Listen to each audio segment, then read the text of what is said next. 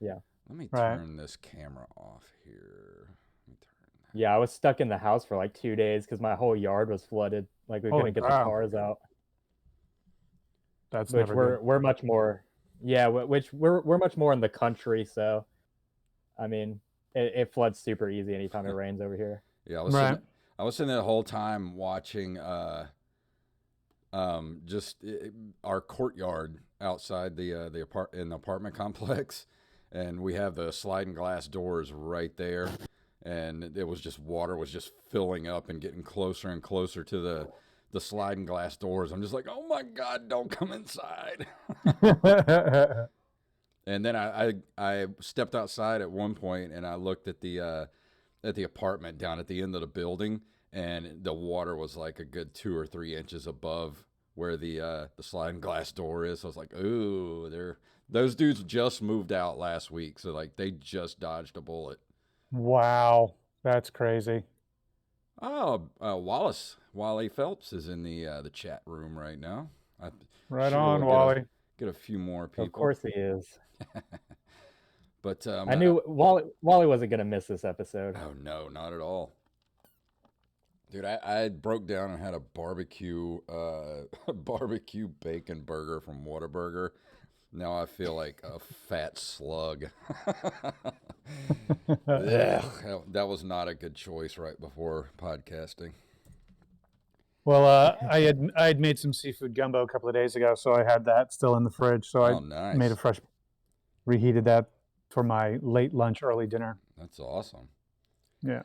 All right. Well, I guess if you guys are good enough to go, I'll go ahead and start the podcast, and we'll go Sure. till for about 30, 45 minutes or so. You All got right. it. Here we go in 3, 2, 1.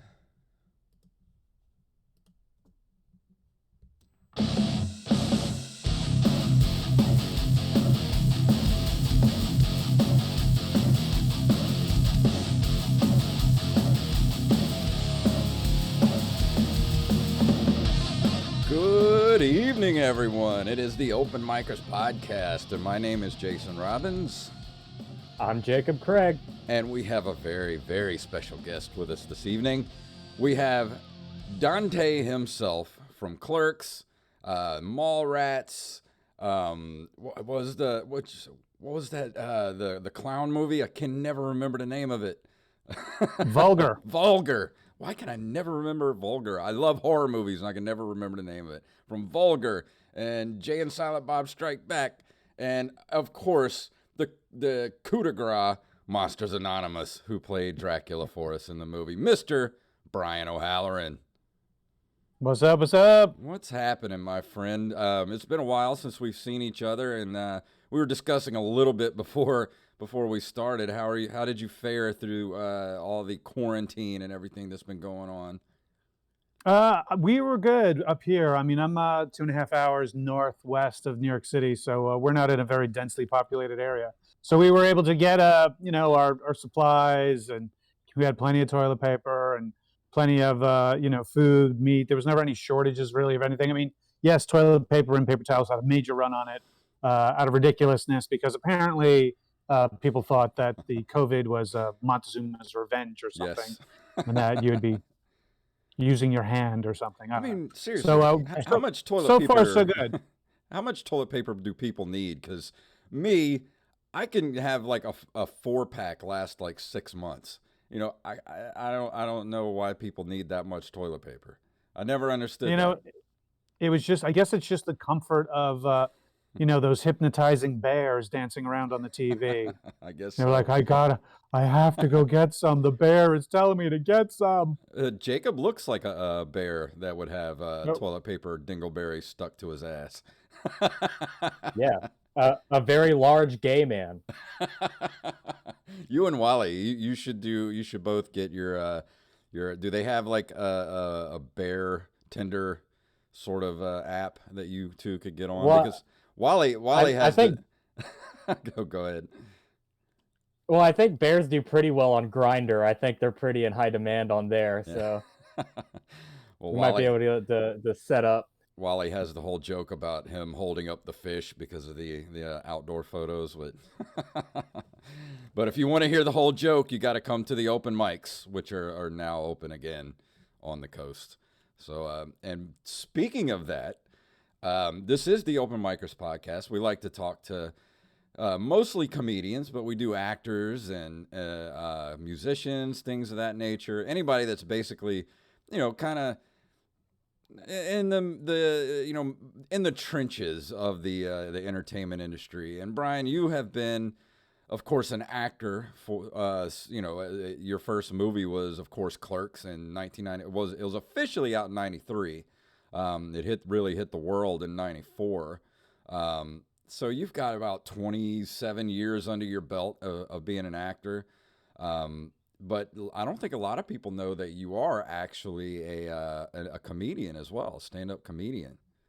Yeah, I started doing stand-up about I don't know, about 6, 7 years ago, and it bore out of doing actual like Comic Cons. And at Comic Cons, they make you do panels and ask you to do Q&As and things like that. And usually that type of information in a 45 minutes to an hour kind of room goes for about 20, 30 minutes of actual back and forth about asking questions about the film industry or a certain film that I'm out promoting at that time. The rest of that time, I open it up to questions, and usually it turns into pretty much an open mic for me to just jazz on different subjects that are bandied about at that time and observational humor. And so I would get a lot of people afterwards saying, "Man, you're really funny. Do you do stand up? Do you do stand up?" And I wasn't formally doing it, but then I found some people who were interested in booking me to do stand up. So I did a set up in Connecticut at the Mohegan Sun. I did a set down in Atlantic City and Bally's. I've done sets at different Comic Cons as well, where they'll give me an hour to do sets. And I've done a set here at the Stress Factory in New Jersey and a few other places. So it's been a lot of fun doing that. I don't do it as often as a regular, grinding it out city to city comic does.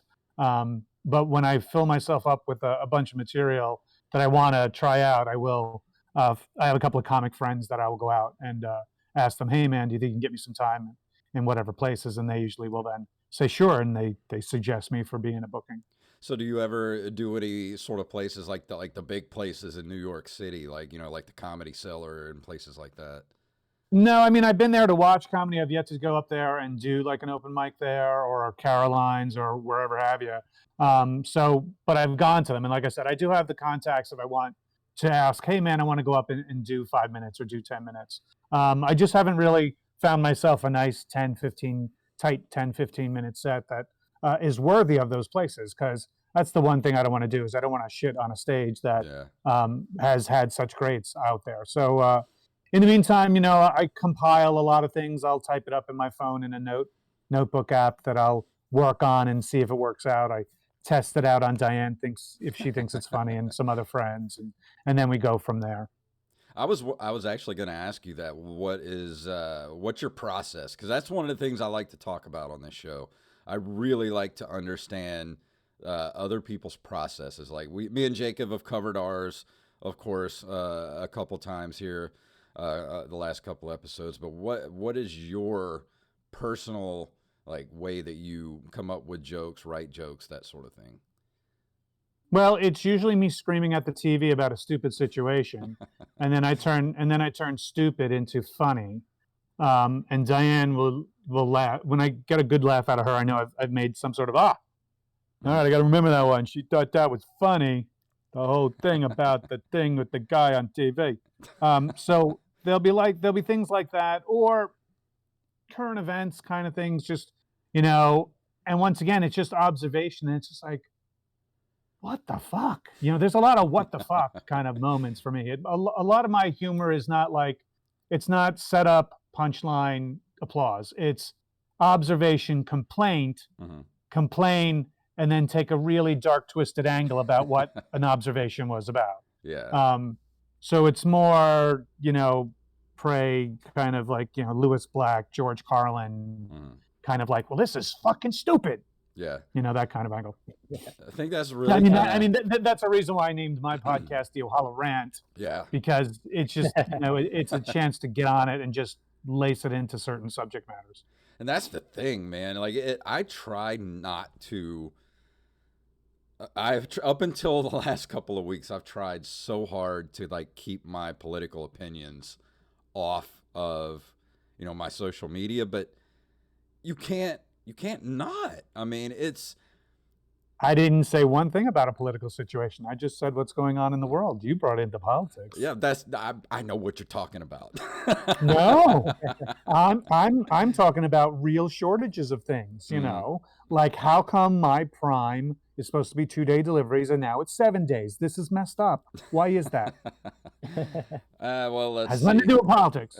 The guy is the richest. The guy is the richest man on the planet. You can't get me my shit in 2 days like you say you will. No, I'm just kidding. See, that's the point. Like, it's amazing how one mistake in planning, when warnings were coming in to people December, November in certain circles, and not buying up the supplies that were needed to handle situations is just, wow, that's just way, way, way stupid. But this is also coming from people who don't think wearing condoms is necessary and, other things like that, and people who want to go and get their haircuts is more important than keeping their grandparents healthy and whatnot. But I mean, it's that type of observations that I go, there's a lot of stupid people out there. Why use condoms when God gave you the rhythm method, son?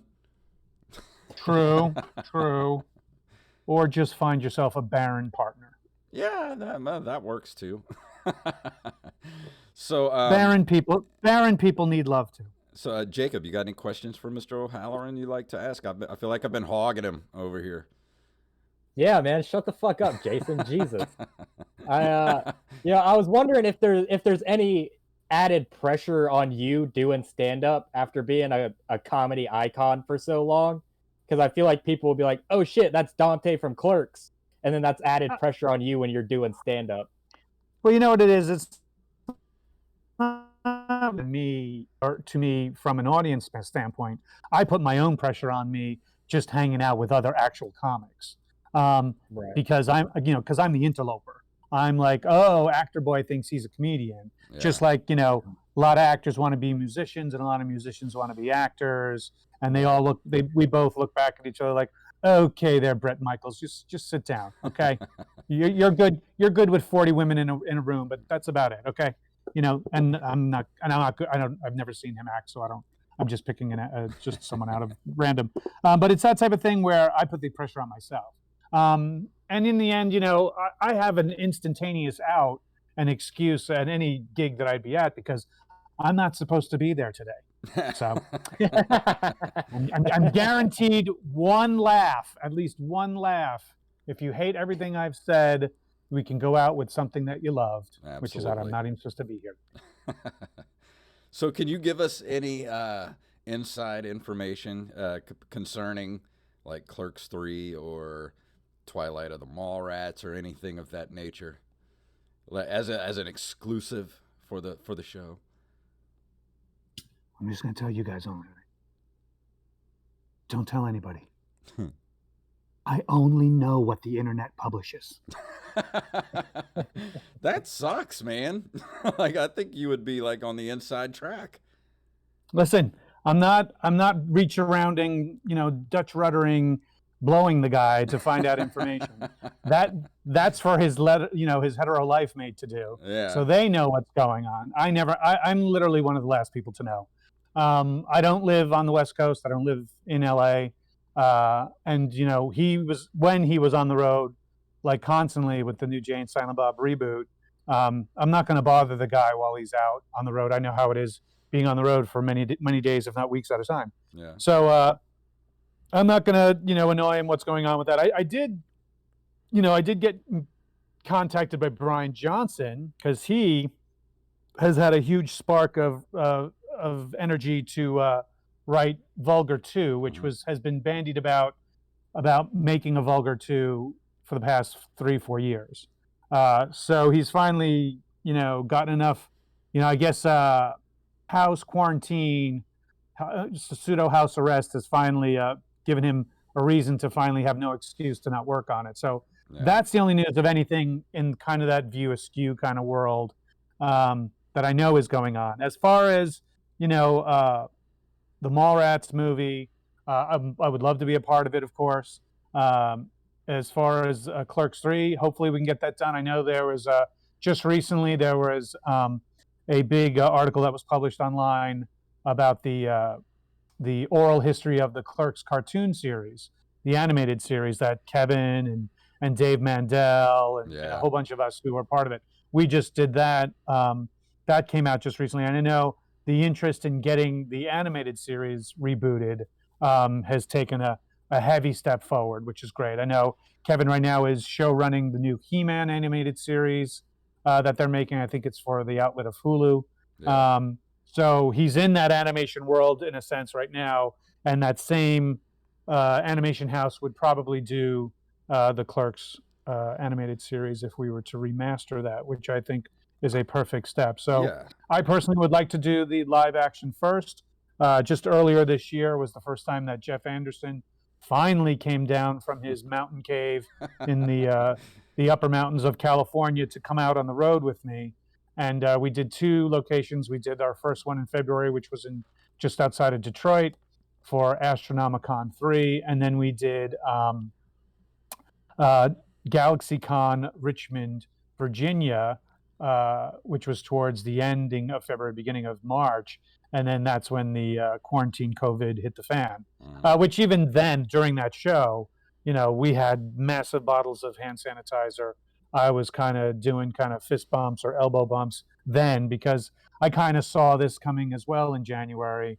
And as soon as we got back from that trip, March 3rd, 4th, whatever it was, I went out and did all my major shopping and doubled it, and then doubled our shipment for our pet food, things like that, and stocked up on things that normally we would just buy weekly. I said, let's just get 3 weeks of just in case.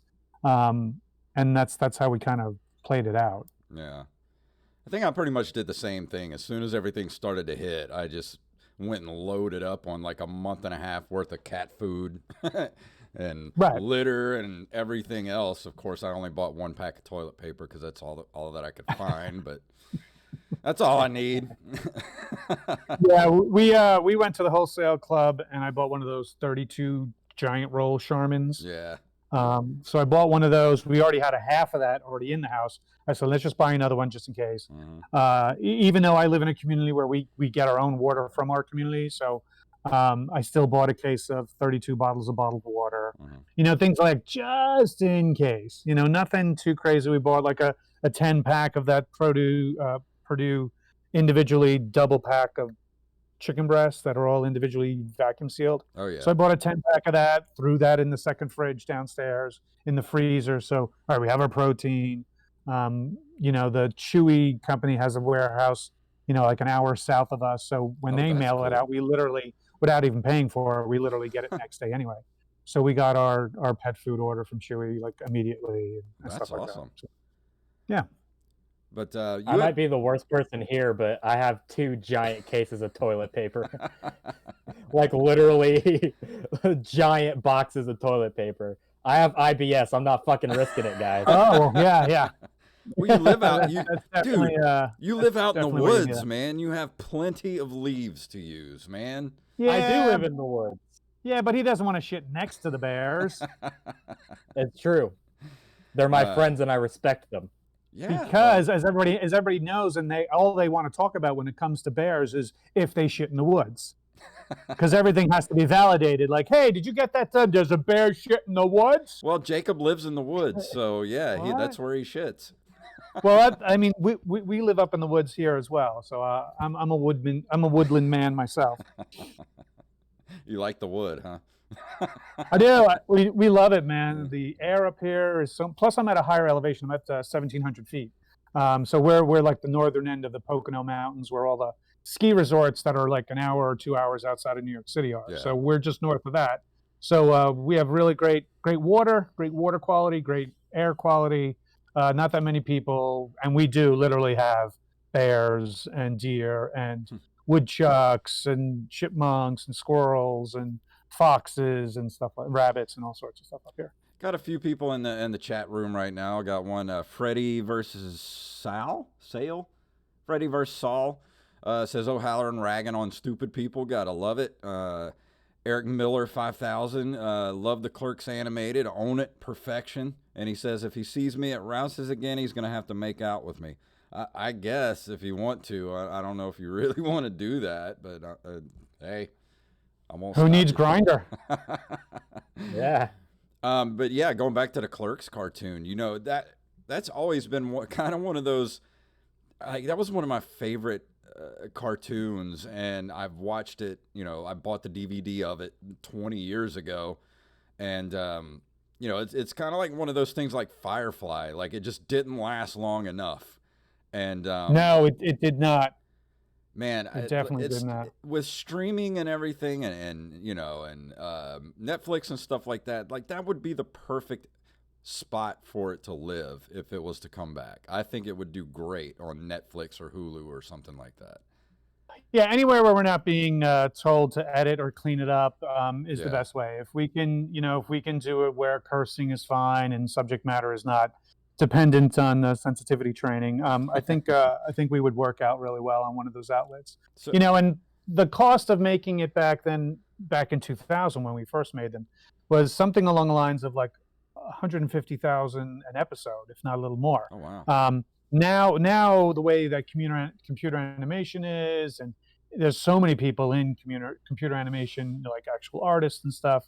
The cost of making episodes now would be a lot less. So I can see it being really economically feasible, even on a platform like a Hulu or whatever, where we would still generate enough ad revenue and whatnot, or subscription revenue to have a fan base to follow it. Yeah, well, with stuff like Toon Boom and things like that, like it in that art style would work perfectly in Toon Boom, and then you could have 2 or 3 people as animators and knock out a 6 to 10 episode season pretty cheaply. I mean, that art style, that animation style would work perfectly for Toon Boom. So I don't see why, Netflix wouldn't jump on that to have that in the roster. Well, that specific art style is owned by Miramax Television / Disney. So I don't know if we were to come back. I don't know if we would have the rights to actually do that exact style, which is very similar to like Powerpuff Girls and stuff like that. That thick border kind of art style. So I know Jason Mewes produced a Jay and Silent Bob Super Groovy cartoon movie with Mr. Stark as the artist on that. And so if we would go something similar to that or what have you, or if, they gave us the rights to really refurbish and reboot it the way it was, which I would prefer, because I enjoyed that style as well. So yeah, I mean, it just had a very specific look and tone, and it was just I loved it. And have you ever done any other voiceover stuff? I did a bunch of superlative voices of other characters on Pokemon for a couple of episodes of the TV show, and then 2 of the films itself. I have no idea what the Pokemon world is. I don't know what the plot lines are. I was friends with the American director who they based the sound studio in New York at DuArt Studios, which is one of the oldest sound studios, voiceover places in New York City. And so he brought me in to do different characters of the TV show episodes. And then when they were doing the Zorlok movie and whatever it was, he had me come in and do, once again, some ancillary characters. And then there was a cartoon series in Japan called Joe versus Joe about a boxer. And I did like ring announcing voiceover for that. So yeah, I've done a few different voiceovers for smaller projects, nothing as large as Clerks was, or Pokemon for that matter, but always willing to work on it because it's some of the most fun you can have with the least amount of work put into it. No, that's not a slam against voiceover artists. I mean, you don't have to worry about how you look. You just got to make sure that you don't have a cold and that you sound the way they want you to sound, and that's pretty much it. You walk in, they hand you the script in front of you. It's not like you have to memorize anything, and then away you go. Yeah. So, I guess, I wanted to ask you, because you were kind of you were the sage on the Monsters Anonymous set, and you do actually do a lot of short films and stuff like that. Do you do you find yourself being in that position a lot of being kind of like the older, wiser Yoda character for other actors? I mean, I like to use the word experienced, Yeah. not to slam on age. Hey, Um, we're close in I age, know so. I know I turned a half century just this past December, but yeah, you know what? I do like working on a lot of independent features, a lot of independent projects in general. I just worked on an independent pilot that Ernie O'Donnell is producing. So hopefully he'll get that. It's a comedy, and hopefully he'll get that picked up. And we're going to shoot a couple of episodes in New Jersey there. Um, and so I do sit on set sometimes. I try to bite my tongue or lip until it bleeds sometimes if I'm seeing certain things that could be done better, quicker, faster, smarter, funnier, whatever the outcome is, and I mean to better the project as a whole. Um, every once in a while, I just try to do the Jedi mind trick and just subconsciously suggest things and wave my hand like this, and try to make them not think these are the droids they are looking for. And sometimes this is the shot that they want to do. And this is how you want to frame something. Yeah. What if we had this? Just small things. If they turn to me and you're going to ask me, I'm going to trust me. I'm going to suggest something probably a little better. Yeah. And I'm not saying I'm the end all be all, but if you're asking me for something to add to it, then I'll do something. The one thing I always do is I always make sure if I'm involved in it, it's got to be perfect. I don't give. You can fuck up the rest of everybody else's scenes, but if I'm going to be involved in something, yeah, you ain't going to be talking in the background. We're going to get these lights just right. We're going to make sure the sound is coming in at the right angle. That's when I'll step up, and that's because every actor is their only advocate. You are your only advocate when you're on set at that moment. So I've learned that over the years to just look, make sure at least your scene looks good, and walk in and walk in on set prepared. The worst is sitting around and then waiting for someone who's not got the script down, and you got to keep feeding them lines, or they're writing lines on a piece of paper or just over the shoulder of the DP or what have you. Even if you have a short period of time of getting lines, you got to be prepared to learn them quickly, even if there's changes right on that set that day. So, Yeah. Oh, but that's actually, me. That's coming from a theater actor too. Yeah. Because as a stage actor, there is no stop, cut. Let me do this again in front of a live audience. Yeah. And I think that also works for me when I do my stand-up as well. I think that was really one of the reasons that Monsters Anonymous came out as good as it did, was having you on set.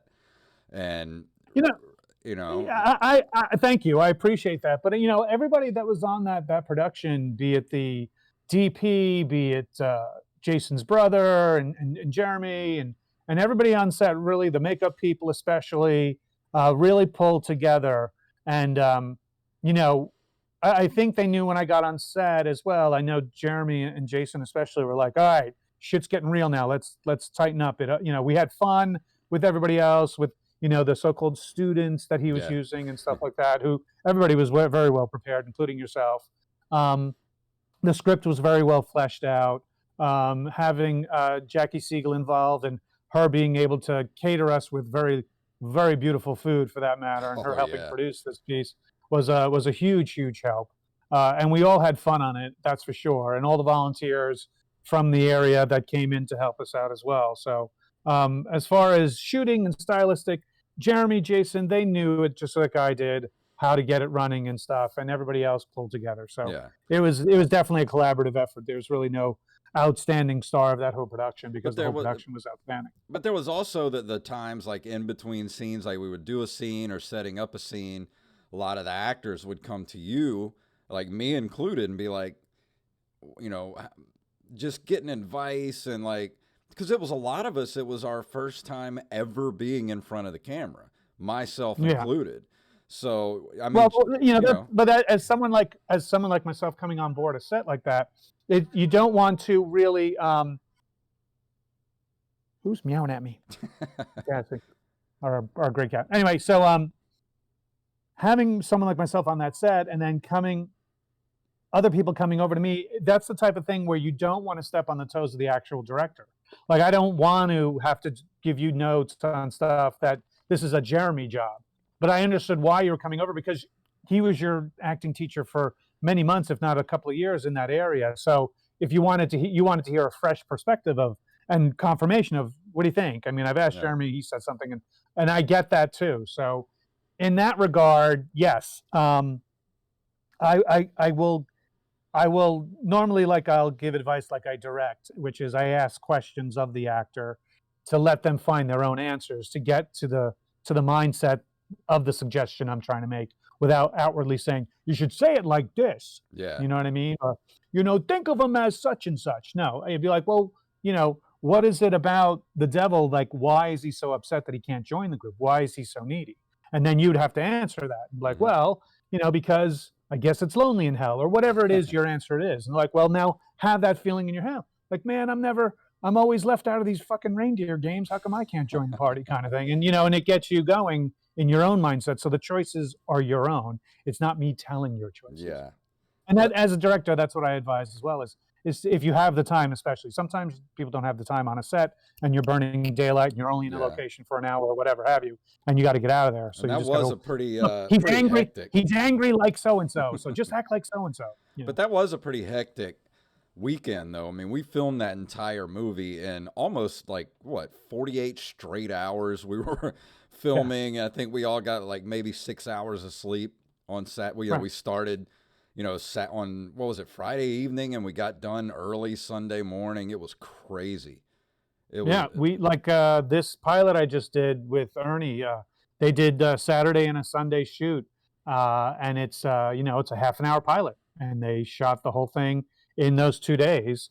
And they had me for I had two scenes, and they had me for like 4 hours there, and they shot me out so that they could shoot the rest of everybody else after that. yeah. But it's that type of thing where, and it was a location where they only had for those 2 days, and it's that type of thing where you really got to have preparation beforehand. Before you shoot frame one, is the best thing is to plan and Yeah. prepare. Get especially a shot list. If you've been lucky enough to get to the location to see exactly how the location is laid out and where you want to set up lights, and if you could do shot by shot by shot of your scenes, then you can do a shot list so that the DP is pretty quick in knowing, all right, we're going to do the coverage now. We're going to go here. We want to do the long shots. So you see the rest of the bar in the shot, with the foreground being the two main characters, and it's all listed out. Your day will go a lot simpler and a lot quicker. Yeah. Wally said the shrimp was good. Of course it was good. That was a really good shrimp, man. They were like baby lobster tails. They were that big. See, I don't know if you know who Jacqueline Siegel is, Jacob. She's basically married to one of the richest men in America, and she bought a lot of food for us. A lot. Yeah, David Siegel. He's the man who invented the concept of timeshares. Yeah. Oh, shit. So he owns Westgate Resorts and properties, and they have properties in New York and Vegas and Florida and Los Angeles, and so so she they did a documentary about that family called The Queen of Versailles, because her husband and her were building the largest residence in America in Florida, I think it's over 20,000 square feet or something like that, or 21,000 square. It's And ridiculous. it's modeled after the Castle of Versailles in Versailles, France. So it's been in the process of being built now for the past, that was 2011, so now 9 years now it's been going on. I wonder what or it's like something to like have that. much money. Just Yeah. meh. I think they're hoping to get it done by this December. I think it's been pushed back because of COVID, but who knows? Yeah. Anything you want to ask, Jacob? I've been hogging him again. Yeah. So we talked to Wally on our second episode, Wally Phelps, and we talked briefly about Monsters Anonymous 2, and how he wanted to write a script for it to just include one joke. What would you think about doing Monsters Anonymous 2 with Wally and Jason? Oh, I would do it again if we had the same actors with the same, kind of energy and atmosphere and stuff. I would do it in a heartbeat. I think I said it at the time when we were shooting that this would be a funny web series, even if you Mhm. did 7 to 10 minute webisodes and did a season of 10 episodes, which is just over an hour, and see where it went and see if it picked up kind of this cult following. Because the monsters themselves, they're timeless. Everybody knows them. Mhm. And secondly, you can put them in such different modern day bizarre scenarios. And just like Cheers was the bar that everything wrapped up at, um, I think the therapist sessions is the way that you can either start an episode or end an episode. It'd be kind of like that Charlie Sheen show that he had where he was a therapist and it literally was just taking place in his house. Um, Oh yeah. it's that type of thing where you could have it quite easily, you know, just put in regular comedic situations, a regular sitcom Yeah. of them doing real life things, but from a monster's point of view and frailty and vulnerabilities or whatever have you. Yeah, Wally's right. He wrote in there that me and him both wrote enough material for a series, and that was actually the original plan. Is what we were going to do was, basically film like we did, like a short film like that every 6 months, like 30 minutes worth, and break it up into like 5 minute segments and do it as a Right. web That series. That would have been great to do. Yeah, and it's still possible. You never know. Yeah. It's Um. just a matter of getting the funding to do it Oh and yeah. seeing if people are willing to watch it. And because that's the thing right now. Everything There are so many outlets for content, Hmm. but not enough content to fill it. And now all of these channels and now all of these cable premium channels are now starting their own streaming. And it's just like, how much money do you think the average entertainment watcher has in their pocket to have a Max and a Disney Plus and a Netflix and a Hulu and a Zoom and everything else for that matter? There's only so many dollars in a pocket for the entertainment out there. I've been saying this on every podcast. I want someone from either Entertainment Weekly or New York Times or one of these tech magazines to actually have someone, and the best place to do it is probably in New York City because they usually have anything media related you can get in either LA or New York City, either one. Yeah. And literally sign up for every type of entertainment thing you can think of, including like, the YouTube premium channel and Oh yeah. Amazon Music, like, and I'm including like music as well, and just do a streaming cost of what a monthly cost of your entertainment streaming would be. I guarantee it's somewhere in like the $3,000 a month Oh, range I'm when sure. it comes down to it. That's why I do nothing but the free month or free 2 weeks of this and that. Watch everything I want to watch and then get rid of it. Yeah. But Eric. then they come up with Oh with yeah. other series that you want to watch, and then you got to come up with another email address Yeah. to fake it that you're a different person. Eric Miller asked Brian, "How was it filming Vulgar?" That is a good question because Vulgar is a pretty heavy movie, man. Was that heavy on you, kind of psychologically as an actor?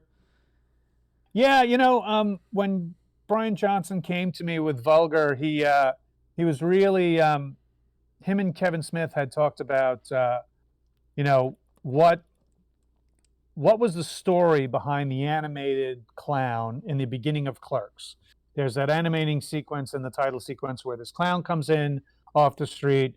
There's a kid playing with a ball in front of a dressing screen. The clown goes behind the dressing screen, comes out, and he's in this bustier and fishnet stockings and high heel boots and makeup. And Brian Johnson and Kevin Smith were like, "What do you think that guy's life story would be about?" And Kevin pretty much said to Brian Johnson, "I don't know. Why don't you write the story about it?" And so he did. And I remember the first draft of getting it, and you know, Brian Johnson handing it to me, saying, "Hey, man, I wrote this with you in mind." I took it home that night, started reading it, and the first draft especially was so even much more darker and much more violent and much more absolutely perverse than the shooting script was. And I remember getting it halfway, and there's a scene. I'm not going to spoil it for people, but there's a scene where an assault happens, and there's something going on during the assault. And I said, called up Brian. I was like, "What the fuck were you thinking? That you said that you were thinking of me when you wrote this, man? You're twisted." So then we get to the point of where we're shooting the film. So Kevin Smith produced it. He had a deal with Miramax to give him I think 150,000 or 200,000 in small to be divided amongst smaller films that Kevin would produce. And so I think in the end that Kevin came in with like 60,000, and then there was other money raised through other means. And we shot, I forget how long, to be honest with you. I think it was like another film that was like 2 weeks, if not a little longer. And it was dark. We did all the dark stuff first. So the assault, the the day afterwards, the morning afterwards, the mental breakdown that my character has in the bathroom, things like that, just to get all the heavy lifting out of the way of the shoot. And then the rest of the shoot was everything else in the film. I put a lot of work into that one. The character of being, being disappointing to someone, that's not hard to research. The research I did do was about being a man and being assaulted the way he was, and the ramifications and the mental scarring that happens afterwards after that. So I did research into that, and it's dark, and it's a subject that's not talked about openly. Yeah. And so and then when it came to shooting and stuff like that, and being in makeup, because I have to be in a makeup chair sometimes 2.5 hours at a time, especially after the assault where I'm in makeup and I get assaulted, the makeup is all disheveled. So, and we broke that up into 2 days of shooting. And so to match up how I was after the physical, first fresh hitting to where it landed with the makeup, my makeup artist had to duplicate that exact distressed kind of look and stuff like that. So I would have to get into my mindset about that while doing that, and sitting in the makeup chair and, getting in my mindset while the makeup artist is doing this stuff, and tears are just streaming down my face because I'm getting into that mindset. And the makeup artist is like, "Oh my God, honey, are you all right? Is there something wrong?" I'm like, "No, no, no." And Diane was with me at the time as well, because she was a part of the film as well. And she'd be like, "No, no, no, he's just getting where he needs to go." "Okay, all right." And we would continue on. So I like the idea. I know that Brian Johnson came out with a sequel to it, idea that he had like about 5 years ago, and it was really good. It was good. And then he decided to scrap that draft of a script, and then like a year and a half later came to me with a fresher perspective of what he wants to do with it, and it's really good. I think it works into a place and time where we are, and it'll seem to work for what we're looking to do. I think we're going to have a much bigger budget this time. Yeah. I know everybody he's asked to be a part of it has said yes already. So, hearing from him just this past week that he's working on it is really encouraging to me. And I even said that back to him in the text.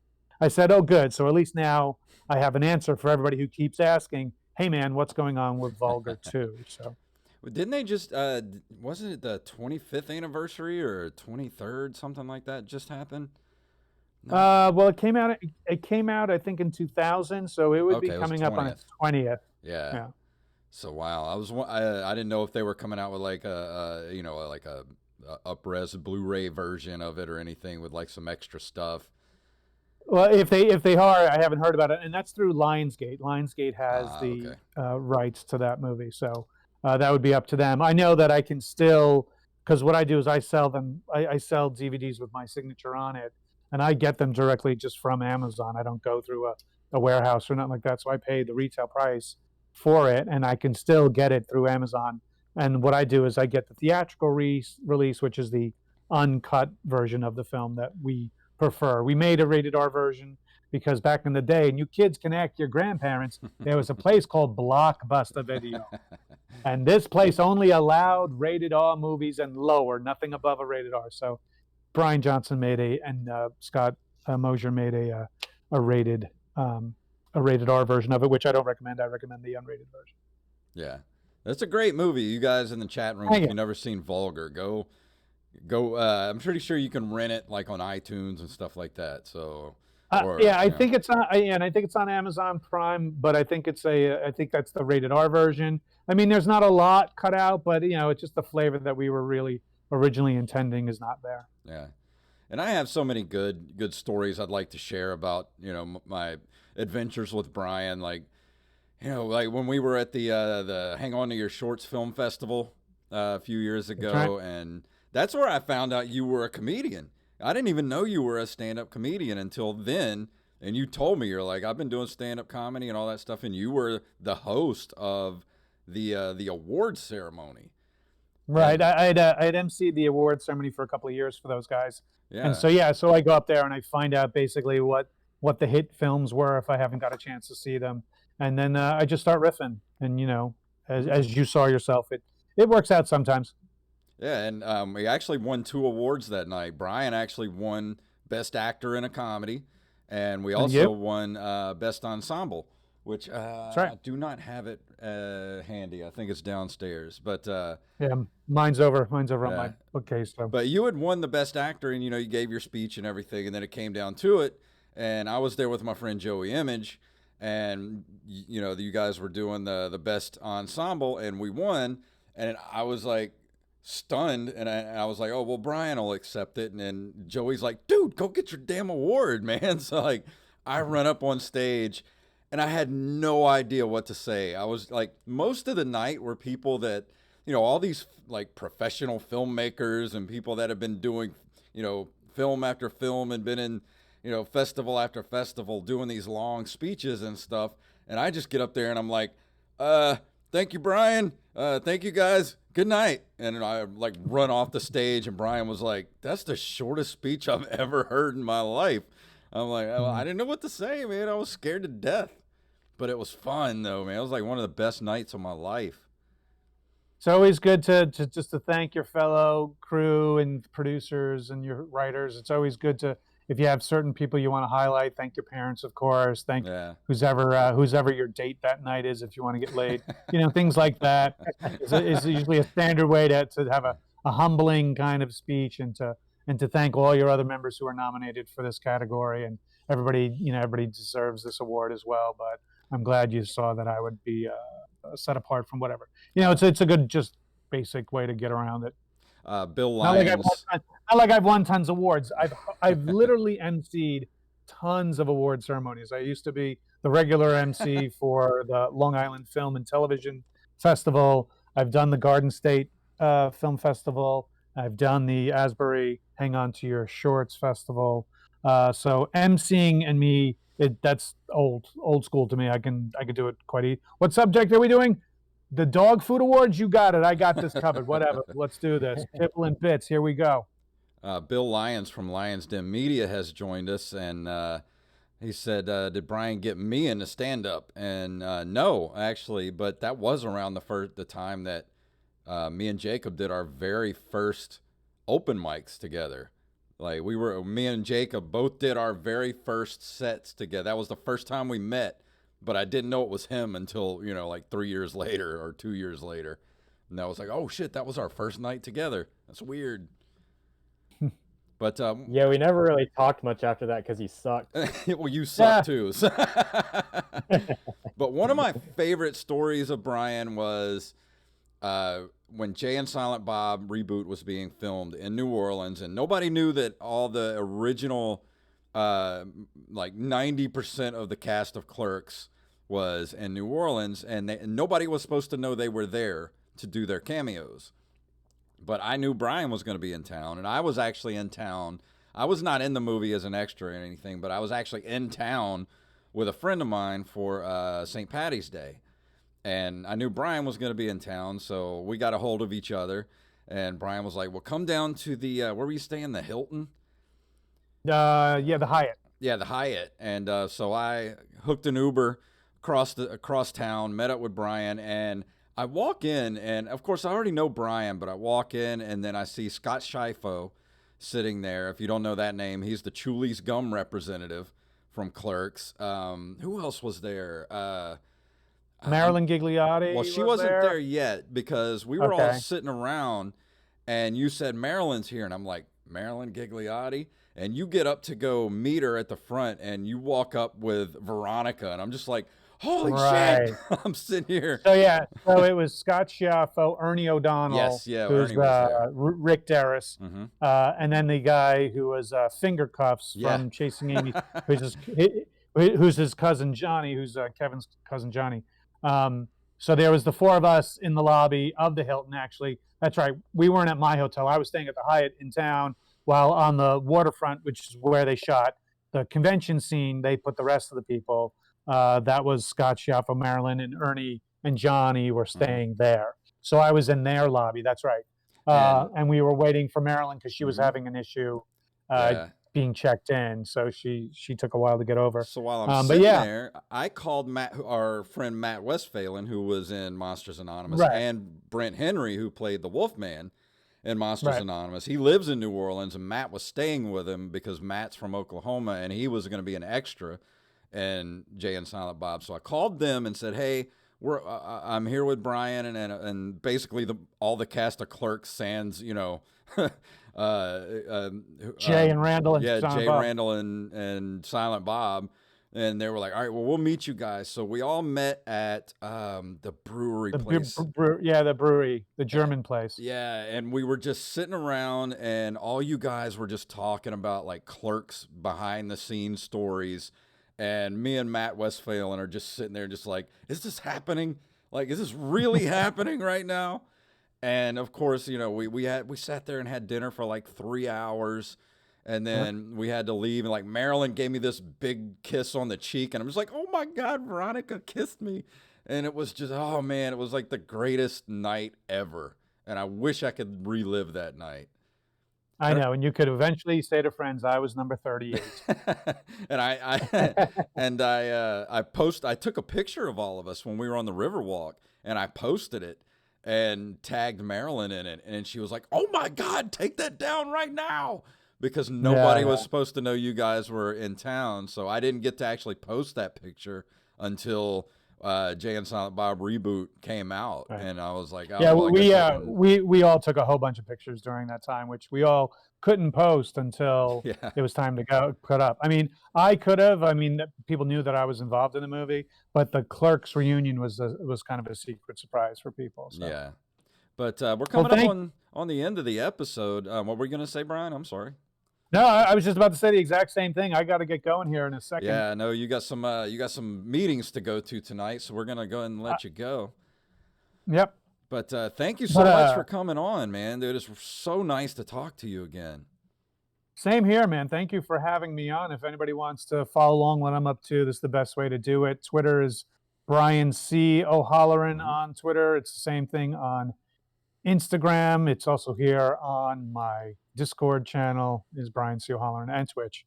And then the Brian C. O'Halloran on Facebook. My podcast, which is slowly coming along, is the O'Hallorant, and you can find that on Facebook and on YouTube currently. I have 2 episodes right now. I'm working on the 3rd episode, hopefully start recording next month.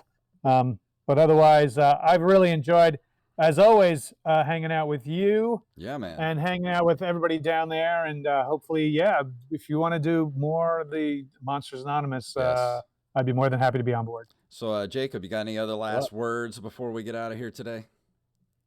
Yes, we have to give a shout out to Touch Biloxi for winning our Facebook contest. There will be another one this next week because our next episode, we have another celebrity guest. And again, if you want to be a part of our community, you can email us, you can message us on Twitter or Facebook. If you want to come on the show, just send us a message and we'll get back to you. If you just want to talk to us, we're pretty cool guys. And thank you to Brian. It's amazing to talk to you and meet you, man. Great episode. And I'm going to shut up now. No, not at all. Thank you guys so much for having me. Good luck with the rest of the episodes of the podcast.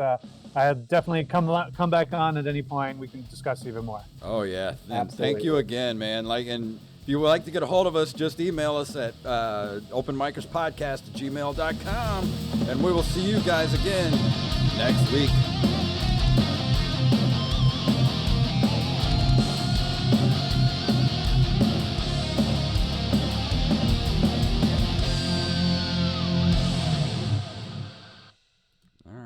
And so Brian, say goodnight to everybody on Twitch. Thank all you guys for joining us here tonight. And this will be on YouTube in just a little while if you missed anything. And also the audio of the podcast will be out almost immediately. So, yeah, thank you again, Brian. And Not at all. anytime, man.